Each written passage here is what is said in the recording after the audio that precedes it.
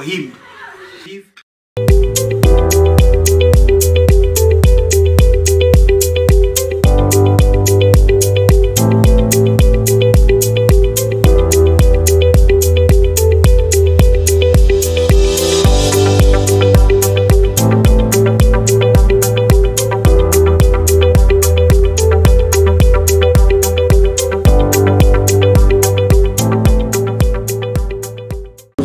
Bonsoir à tout le monde.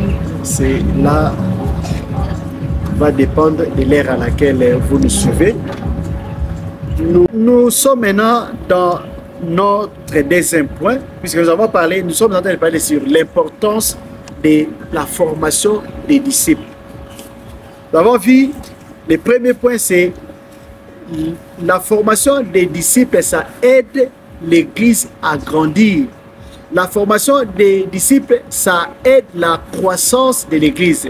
Et cette croissance de l'Église, c'est du point de vue spirituel, c'est du point de vue donc, numérique, c'est du point de vue matériel, financier et du point de vue moral aussi. Donc, ça, c'était les premiers points où on peut dire quoi là, dans l'importance, ce qui nous pousse, ce qui doit nous motiver à faire des disciples. Donc, l'importance de la formation des disciples. Nous allons maintenant parler du deuxième point ou deuxième importance de former les disciples.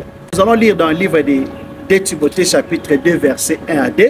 Il est écrit: toi donc, mon enfant, fortifie-toi dans la grâce qui est en Jésus-Christ.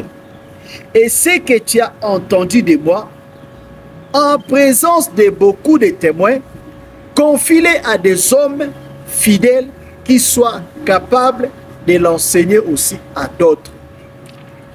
Ce que nous pouvons remarquer,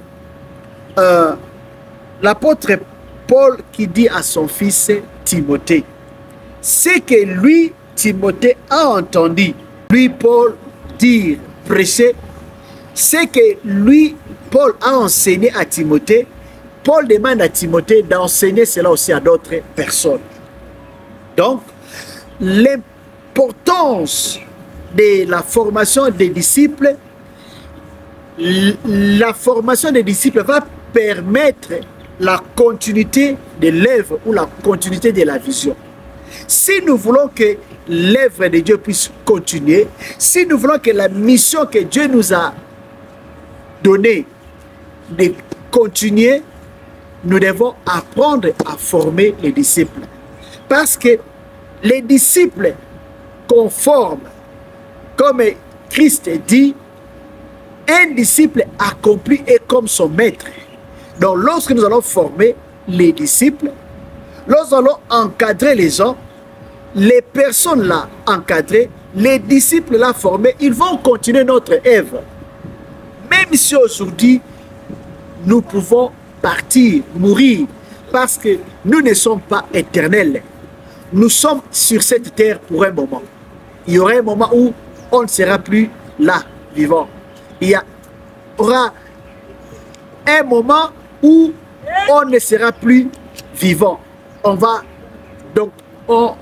partir. Mais l'œuvre de Dieu doit continuer. L'œuvre de Dieu ne peut pas s'arrêter parce que nous ne sommes plus là. Donc, si nous voulons que l'œuvre de Dieu, l'œuvre du Seigneur puisse continuer, nous devons apprendre à former les disciples.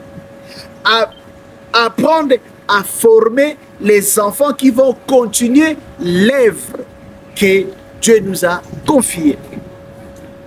Mais si on ne forme pas, ça sera difficile que la mission puisse continuer. Donc, l'importance de former les disciples, c'est la continuité de l'œuvre, la continuité de la mission. On peut voir, lire par exemple Josué, chapitre 1er, verset 1 à 2, il est écrit: après la mort de Moïse, serviteur de l'Éternel, l'Éternel dit à Josué, fils de Nun, serviteur de Moïse. Moïse, mon serviteur, est mort. Maintenant, lève-toi, passe ce Jourdain, toi et tous ces peuples, pour entrer dans le pays que je donne aux enfants d'Israël. On dit que quand Moïse est décédé, Josué, Dieu l'a choisi pour continuer la mission de Moïse. Parce que la mission de Dieu, lorsque les enfants d'Israël sont sortis de l'Égypte, était d'aller jusqu'à la terre promise.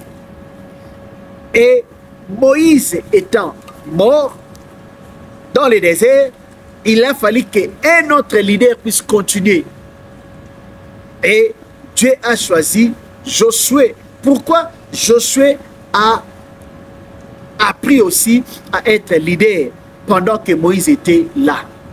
Donc, si nous voulons que l'œuvre de Dieu puisse continuer, si nous voulons que la mission que Dieu nous a confiée ne puisse pas s'arrêter après notre mort, nous devons apprendre dès à présent à préparer la relève, préparer les gens qui vont continuer l'œuvre. Sinon, si on ne forme pas, si on ne prépare pas les disciples, après notre mort, la mission va terminer. Après notre mort, l'œuvre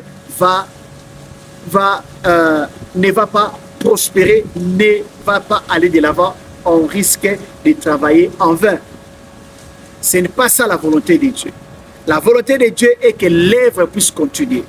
Même nous allons voir même que quand Dieu a créé même les arbres, on nous dit que Dieu a créé les arbres fruitiers, les arbres avec la sémence pour que l'espèce soit conservée, pour qu'il y ait pérennité de l'espèce. Donc si nous voulons que l'évangile, la chrétienté, la vie chrétienne puisse continuer, si nous voulons que les gens puissent connaître Christ, nous devons pérenniser l'œuvre de Dieu. Pour pérenniser, la seule façon pour nous, c'est former les disciples, leur apprendre la vision, qu'ils apprennent la mission de l'Église et qu'ils puissent continuer à faire cette œuvre.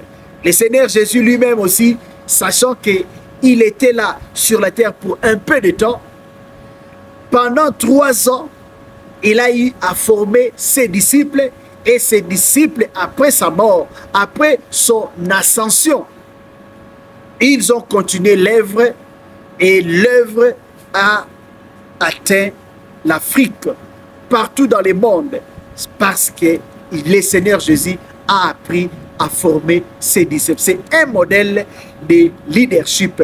Un bon leader, c'est quelqu'un qui sait aussi former les disciples. Un bon leader, on le saura s'il a bien fait son travail après sa mort. Comment l'œuvre va se comporter? Est-ce que l'œuvre va continuer ou bien l'œuvre va s'arrêter parce que le leader n'est pas là? Et nous allons voir même que dans certaines églises, quand même le pasteur n'est pas là, tous les membres fuient l'église. Ils vont attendre seulement que lorsque le pasteur va revenir. Donc il faut que nous puissions voir l'avenir. Préparer l'avenir, c'est former les disciples qui vont continuer l'œuvre après nous, pour que l'œuvre de Dieu ne puisse pas s'arrêter, mais que l'œuvre de Dieu puisse continuer pour la gloire de notre Dieu. Nous allons continuer dans l'autre vidéo. Come on, you make it your prayer.